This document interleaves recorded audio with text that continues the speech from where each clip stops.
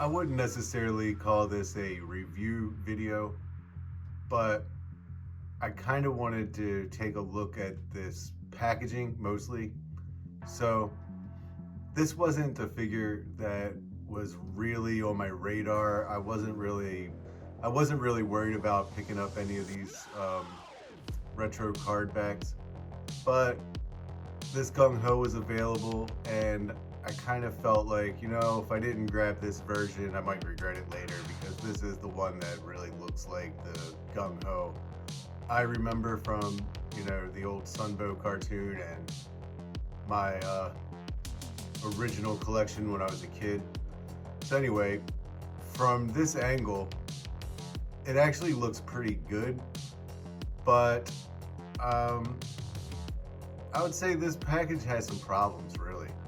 Now, I'm going to take this guy out of the package, so it's not really that big of a deal. But I would imagine a lot of people would have liked to collect this on card. So let's just do a comparison here. First, I don't know that this is really a problem, but just do a little comparison here. The size, if you can really tell from this angle, these G.I. Joe retro card backs are so much bigger than other 6-inch card backs. So I have this. Clearly, I do collect some on card.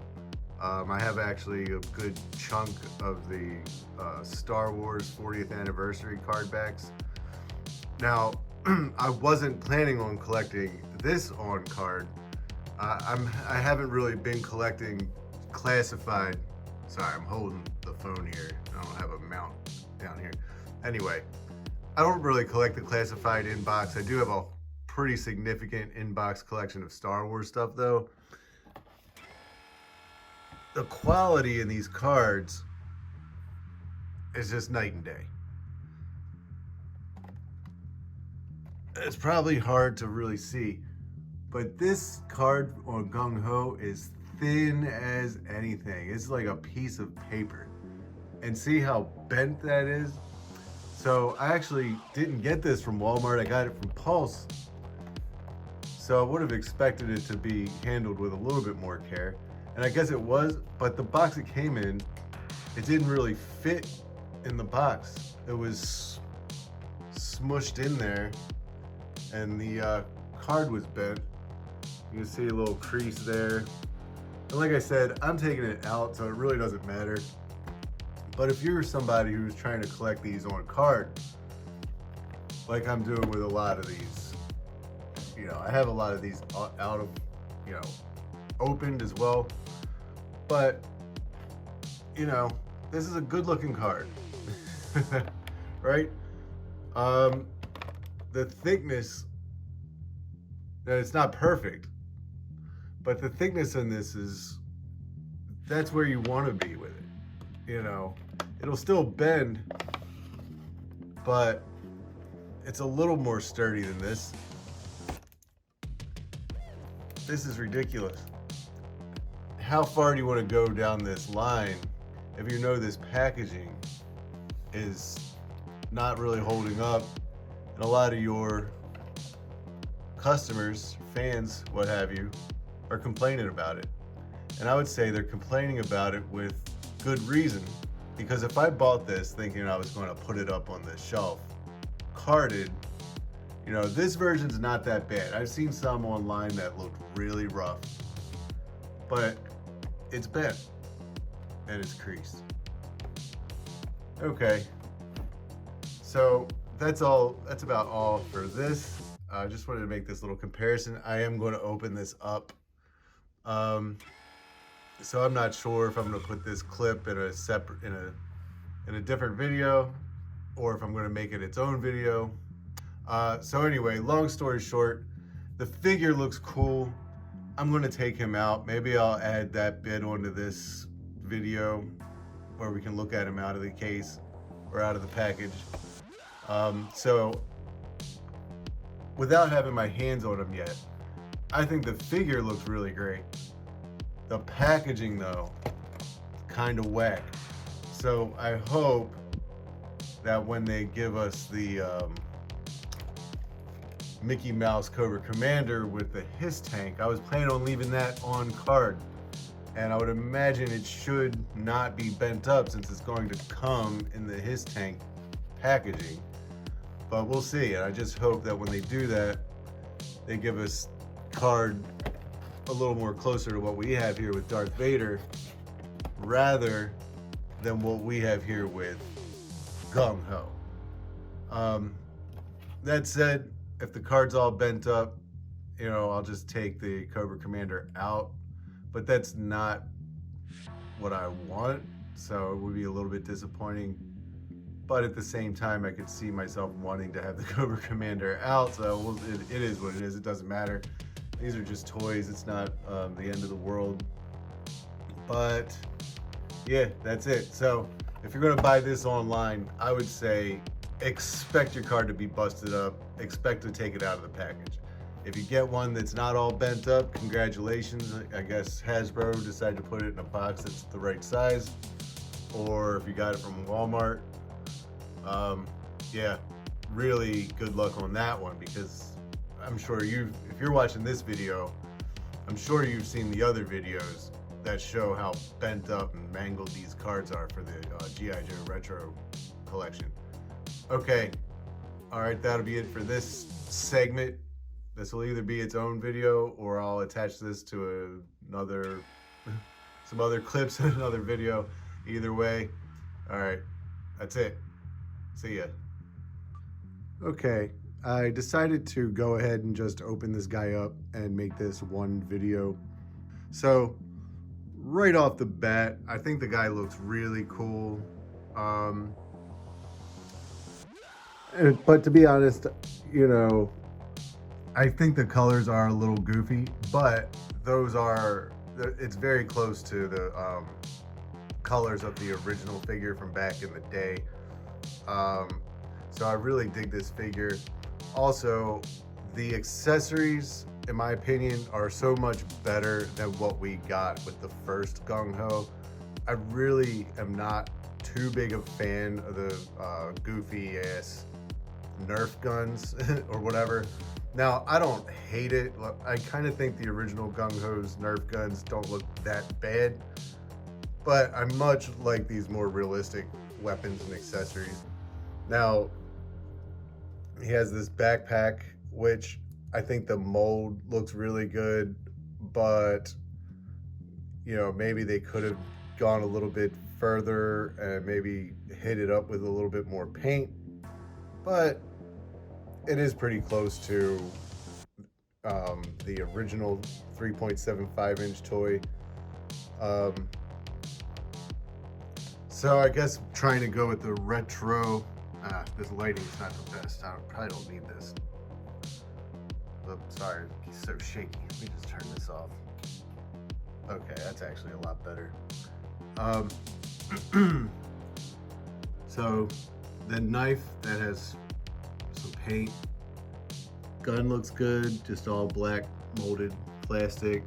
Shotgun looks good. Let's see, put his hat on. I do like the bald head. Look, it's Gung-Ho, just like we remember him. Yeah, it's solid. So I brought down the first just so we could do a bit of a side-by-side. Now, I'll say, oh. All right, let's try that again.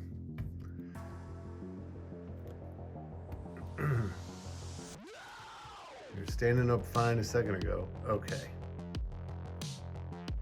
All right, no hats. I'll say, I always liked this first Gung-Ho. And to the point where I wasn't even going to pick this one up. I like the like more army green colors. I don't mind at all the more kind of like high-tech elements here. Yeah, I really don't have any problems with this first Gung-Ho, really. I don't like his weapons that much. I wish his guns and whatnot would hold in his backpack a little bit better. That said, I haven't had any real problems. Once I get him in there and he's on the shelf just chilling, they tend to stay, but also they tend to fall off when you move them around a little bit. So I'm going to display these guys on different shelves with different groupings. I'm not sure which way I'm going to go with it yet, but I'll probably display this one with the first wave and probably this one with the majority of my figures. It turns out, even though I don't really like having variations, I prefer to have like what I would consider like the, you know, how to put it, a loss for words here. But I would prefer to have one variation of a character that I feel like is like the, you know, this is the one. I don't know. I'm having a hard time thinking of a specific word I'm looking for right now, but let's just keep moving. I think the face on this one looks great. Now they do really, their faces are slightly different, but they look like the same guy. I'll say I wish that the tattoos matched up.